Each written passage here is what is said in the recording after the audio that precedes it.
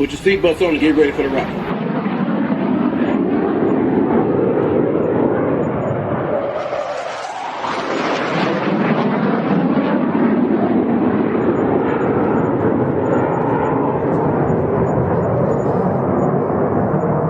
We're the freaking New York Jets, so we're built for this shit.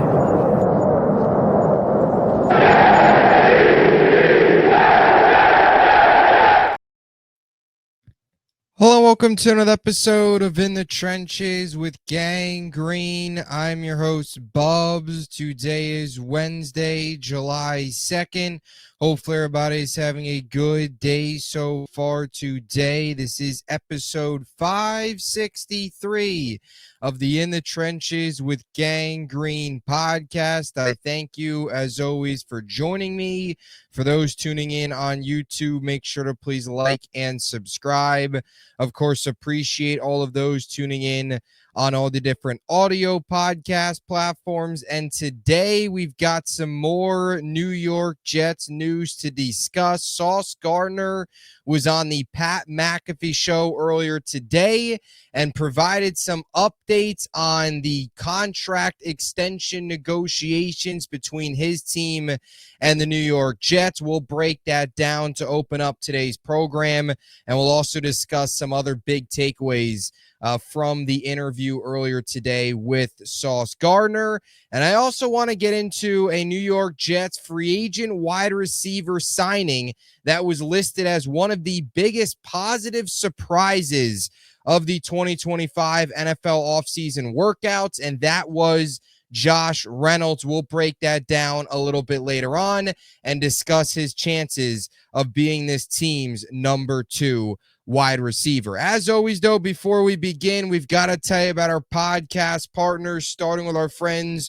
over at BetUS, America's favorite online sportsbook. If you want to get in on any of the sports betting action, check out BetUS and use my link in the description of this video to get a 125% sign-up bonus on your first 3 deposits up to $2,000. Also, our friends over at SeatGeek, if you want any of the hottest tickets in sports or entertainment, check out SeatGeek and use code BUBSONSPORTS for $20 off your first purchase. And of course, our friends over at Huga House, if you want the hat I'm wearing right now or any of their awesome selection of hats, t-shirts, sweatshirts, check them out. Awesome stuff. And use code BUBS for 15% off any purchase and get yourself some awesome Huga House swag. So here we go, episode 563. Appreciate you all for tuning in here on a Wednesday program. 20 days away, just under 3 weeks away from the New York Jets training camp report date, which is July 22nd.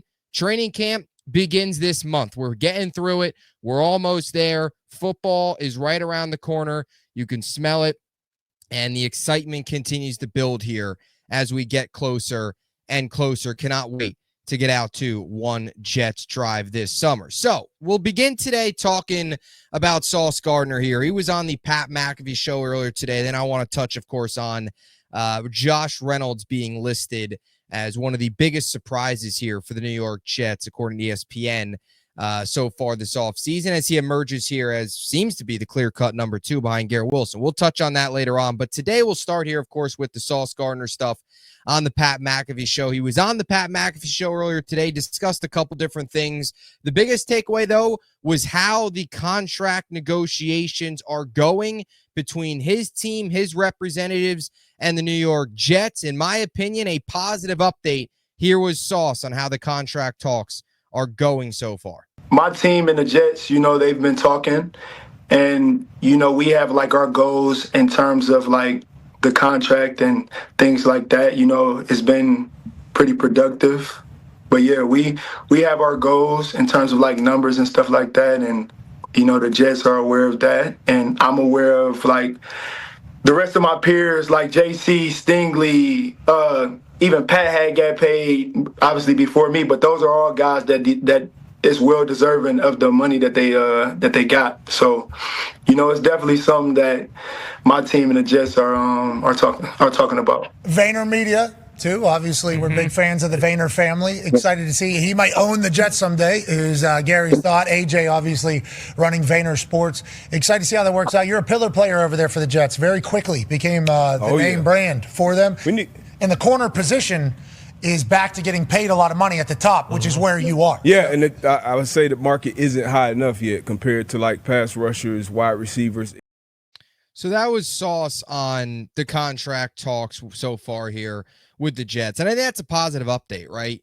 Obviously, clear negotiations are happening. I don't know exactly if this will be something that'll happen pre-training camp within the next 20 days, but I could certainly see this being a deal where it happens couple days into training camp, couple days into maybe leaks into a week into training camp, whatever, but something that's going to get done here very soon. And it's obvious, right? The idea that the Jets, obviously, it's good that you want to extend Sauce Gardner. That's the right thing to do. We've talked about this time in and time again about extending Sauce Gardner. Jets want to. Sauce wants to be here. He's a blue chip piece on this team. He's really emerged as a leader on this team, has really bought into Aaron Glenn so far, and we'll get to that as well. He spoke a little bit on Glenn, which I think was also some positives to take from this. But the fact that he was there during OTAs, there during mandatory minicamps when he didn't have to, him and Garrett both show you the type of people they are, not just football players, but type of locker room guys that they are, and they are continuing to progress into. It's obvious you get the deal done here with Sauce Gardner, and something that feels like it's right around the corner. And this was also something that we heard about a couple of weeks ago, that there was negotiations and productive negotiations already happening between the two sides. And Sauce, of course, continues to touch on that today. Sauce also discussed Aaron Glenn and his impressions on him. Here was Sauce on his new head coach. What is your thoughts on Coach Glenn, and what are your thoughts on where the Jets are right now? Man, I'm impressed. You know, I've always heard a lot of great things about him, you know, when he was in Detroit. So I'm like, yo, this is who I want to be the next head coach here. And obviously, I love defensive-minded head coaches, but the thing that sets him apart is, like, he knows so much about offense as well, so much about special teams, and him just as a person, he want to get the best out of you. Like, when I asked him, Coach Wilkes, like, what they want out of me, it's like they want me to have this standard that I already have and keep it there, like, week in and week out. And it's like, you know, that's perfection. That's basically what they're telling me is they want me to be perfect. And that's what I want. I always want to be perfect. Even though there's no such thing as perfect people, I want to be perfect. And, like, you know, that's what I need. You know, I've had a lot of early success in the league, and, you know, I never want to get complacent. So, you know, Mr. Johnson bringing the new regime in, and that's going to push me even more than – I don't know if nobody can push me more than I push myself, but for them to come in here and just, like, also push me and have this new standard that I haven't even reached, like, for me, you know, it's just a blessing for sure. Well, and having to feel like you have to reprove. So that was Sauce on Coach Glenn. All good comments there. And we all understand, right? And I've said this many times, but they've got to win games. At the end of the day, the way we're going to judge Aaron Glenn and Darren Muji, just like every other regime that's gone through this organization, is based on wins and losses. They've got to go out there. They've got to win football games. They've got to be successful on the field. Everything else, offseason, all that stuff is great. If you don't win, none of it matters. But I've said this time and time again. It's July 2nd. The Jets have not played a game yet. They can't play a game yet until September. So all we have right now is, since Glenn and Muji walked in that door in January, had their introductory press conference, to where we are now, just beginning July, 20 days out from training camp, they have pressed all the right buttons. And I think Glenn has done a good job so far. And you could see with those Sauce comments there as well, this was a very toxic culture, a country club environment. Those have all been the phrases we've used over and over again to describe what was left by Robert Saleh. Of course, Jeff Ulbrich taking over last year as well. That previous regime, so far, Glenn, I think, has done a good job pretty quickly on making that known that culture is not going to be here anymore. That is not going to be the case anymore. Competition, they preach competition. We've even seen, right, Fields talk about it early in practice, early in just the offseason workouts, where even during OTAs, there was a day where they had a bad practice, and Glenn made it clear after practice what went wrong. He made it clear that he was not happy with the way they practice, right? So there's those little things, holding players accountable, being that hard-nosed coach, which is what this team desperately needs. Sauce touched upon it there as well, which is, of course, a positive. Sauce also talked about the offseason, how he feels it's going, and, of course, put on a little bit of size. Pat just mentioned still in your rookie deal. Big fan of your game, first and foremost. Number one, what has this offseason been like preparing for this fourth year? And it's a big contract year. I don't think you've made much noise about it, but your draft mate got paid, Stingley Jr., he broke the bank. Ramsey just got a bump. Sertan got paid. J.C. Horn got paid. Like, you're on deck. So what's your thoughts going into this big contract year? Man, I'm not going to lie. Like, this offseason has been, like, by far my best offseason. I've been like, I just left LA from training with my trainer Akil, and like I feel great. You know, I'm sitting about 200 pounds right now, and I don't think I've ever really played that heavy. But it's like the more weight that I done put on, the more muscle, like the more explosive and the faster I've become. That's been an interesting thing to follow with Sauce this year, is how he's bulked up a bit, and obviously just noted there, above 200. So feels good about the offseason, feels good about going into the 2025 campaign. Won't play the clip because it's a long clip, but Sauce did talk about Justin Fields, has been happy with him, called him a dog. And one of the things that he's talked about Fields was just his work ethic, how much time he's been spending at the facility, how much time he's spent in the film room, trying to get better, trying to learn his offense, trying to, build chemistry with the other offensive players, obviously with his receivers, team in general. And that has been something that everybody's kind of talked about with Fields. Glenn has labeled it as the quiet confidence, right? Not a very vocal guy, not somebody that's going to say a whole lot, but behind the scenes is going to work hard, has hit the film room a ton, has done all those things so far, and that's all good. We'll see if it translates, of course, but something Sauce noticed as well. And he also mentioned, just Garrett Wilson, and he listed Josh Reynolds, who we'll talk about here in a second, as someone who he has been impressed by so far this offseason. And that seems to be a common theme, because we'll talk about Josh Reynolds in a second. And we've talked about Josh Reynolds a couple times previously as well, as a guy that's emerged here heading into training camp. I'll just say one more thing about Sauce, and then we'll get to Reynolds. I still don't understand this portion of Jets fans, and even some, I guess, in the media as well, that, and just general NFL fans as well, that don't want to extend Sauce or feel like they shouldn't extend Sauce. I just don't understand it. And I never fully understand either the hate for Sauce Gardner and I think this is more from just a national level. I think Sauce is one of the more widely under, I guess, just widely higher, I guess, highly disrespected players in terms of what he does on the field. I just feel like there's this weird thing about Sauce Gardner that so many people just don't give him enough, whatever it is, just crush him a little bit too much, in my opinion. And I've never understood either the people that don't want to extend him or feel that he shouldn't get an extension. Last year was a down year for Sauce Gardner for his standards, but you look at the numbers and you see what he's able to still do last year. He was still one of the better cornerbacks in the NFL, despite it being a down year. I mean, he had 12 forced incompletions, was sixth in the NFL, 9.4 snaps per target, sixth, 17.7 snaps per reception was second. He had 25 catches allowed. That was first. That was the fewest in the NFL. He was targeted the second fewest times. He had the sixth best catch rate against in the NFL. This is the only cornerback in NFL history to make back-to-back first-team All-Pros in their first two seasons. Since entering the league, he's had the best Pro Football Focus grade among all corners. He's got the best completion percentage allowed among all corners. And he's got the tied for the most forced incompletions with 43 since entering the league.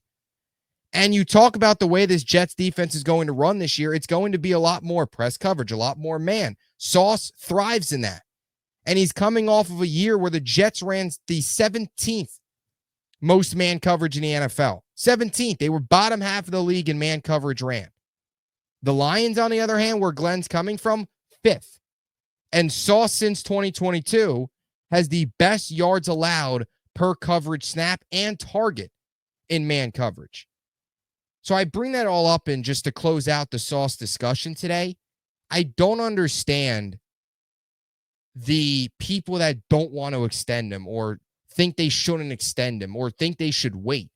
That's just not smart business in general, because if he goes out there and has a great year, the market's only going to go up. He's going to be more expensive. Lock him down now.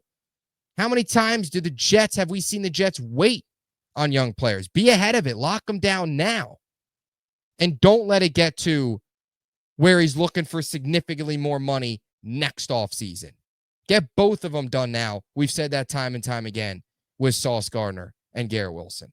I'll never understand the disrespect or not wanting to. I just don't get it. In a down year last year, he was still one of the better corners in the NFL. So that's the Sauce Gardner stuff. Want to move on here to Josh Reynolds. And a couple weeks ago, Josh Reynolds, Rich Cimini listed Josh Reynolds as a surprise, or not really surprise, but listed him as the clear-cut favorite for the wide receiver 2 spot. And the other day, ESPN had all 32 NFL teams.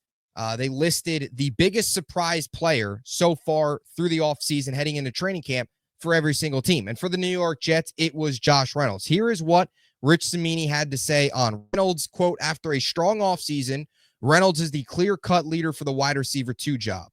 He arrived with little fanfare as a free agent, 1 year, $2.8 million, mainly because of a down 2024 with the Broncos and Jaguars. It was also a turbulent year. He suffered arm and head wounds in a shooting.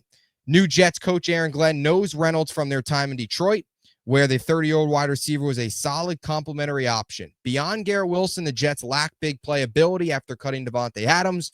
Reynolds has separated from Allen Lazard and others. And I think that last part is key with Josh Reynolds and the whole Josh Reynolds signing, and how he really is emerging here is his familiarity with this coaching staff, and most importantly, Tanner Engstrand, the offensive coordinator, right? He was brought over halfway through in 2021 from Tennessee to Detroit, where he played 7 games, then spent all of 2022 and all of 2023 with the Lions, was there with Glenn, and more importantly, there with Tanner Engstrand, the offensive coordinator.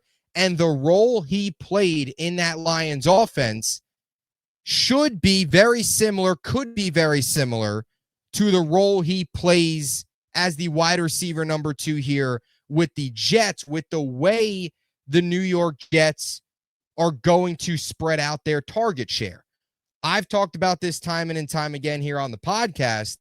You look at the way the Jets are going to spread out their target share, it's going to be Garrett Wilson far and away number 1. That's obvious. Then you get to number 2.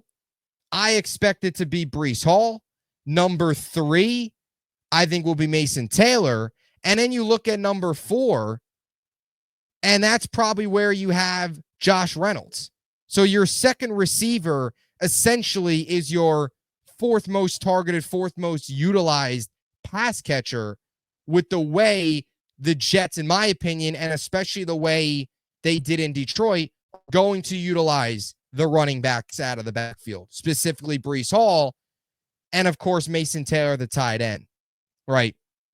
And you look at his numbers in Detroit in 2022 and 2023, the 2 full seasons that he was there, productive years, 31 games played, 78 receptions, 1,087 yards, 13.9 yards per reception, 8 touchdowns on 123 targets. And you look at the target share. 2023, he was the 3rd ranked wide receiver in targets, and he was 4th on the team. I think he'll probably finish 4th on the team if everything goes as planned. 2023 is even more, I think, mirrors what the Jets could do this year.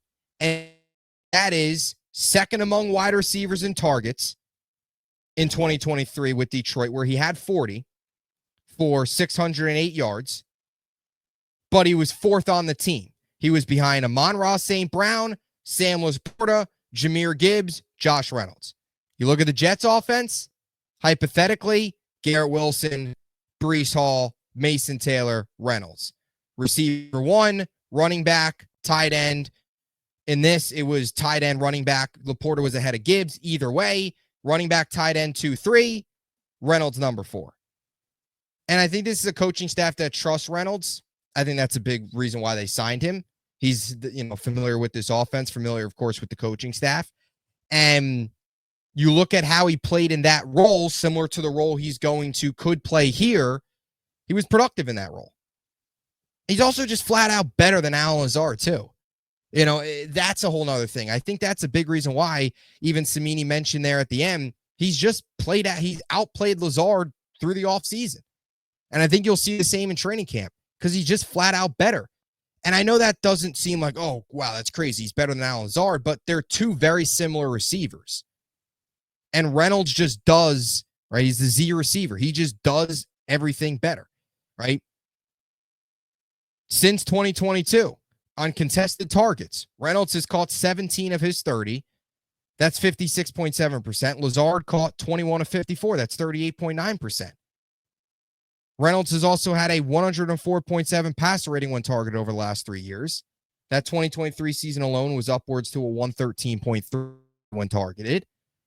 And you just look at some of the other stuff, right? In 26 games played over the last 2 years, Reynolds has a better catch rate, yards per target, passer rating when targeted, drop rate, and snaps per penalty than Lazard. And I know that's not earth-shattering stuff. You want him to be better than Lazard, but it's an upgrade there. And I think that's the reason why he's been able to emerge. Because it's been an upgrade. He knows this system. They know he can play in this type of role as your number 2 receiver, but essentially 4th-ranked pass catcher. And hopefully have some success on offense that way. And if he can do that, you see less of Lazard, right? And then who knows who else steps up. It's still a big question at Jets receiver. Josh Reynolds is still a big question. We still don't know. This is just based off of what we've seen in the offseason. We've got to see a good training camp. Regular season is what matters most, right? But so far, he's emerged. And I think it's pretty obvious this is someone who's going to take over the number 2 job for this Jets team. And then you'll get into your Lazards of the world. What do you get out of a Tyler Johnson, another veteran they brought in who's shown some flashes? Arian Smith, how much of a role does he actually play in year number 1? We've mentioned Jamal Pritchett. Do they keep him on the roster as a special teams option? Where does Malachi Corley fit in all this? Xavier Gibson. So many other questions to be ironed out. And still some concerns, no doubt about it. But you look at Reynolds, one of the rare players on this team north of 30, just at 30 years old in February, could see that role of number 2 receiver on this Jets team. Feels like it's headed in that direction. And when you look at who's behind Garrett Wilson right now, I think it's pretty obvious to see why Josh Reynolds is probably that best option and why he is emerging as that number 2. So those are my thoughts. Let me know what you think in the comment section down below. Your thoughts on the Sauce Gardner comments earlier today on the Pat McAfee Show and your takeaways from Josh Reynolds. Do you feel he will be the wide receiver number 2? Trust him as the wide receiver number 2? Your thoughts on Reynolds and anything else you've got on your mind about the New York Jets. We'll be back with a lot more content coming your way as we continue to get through this dead period. I appreciate you all so much. Truly the diehards for watching Jets content in June and now here into the early parts of July. So appreciate you guys sticking around. Stay tuned. Cannot wait for training camp. So much content will come your way then, but we'll continue to pump out content here up until that point, of course, and then things will really take off. So thank you so much for watching. Until next time, JETS, Jets, Jets, Jets.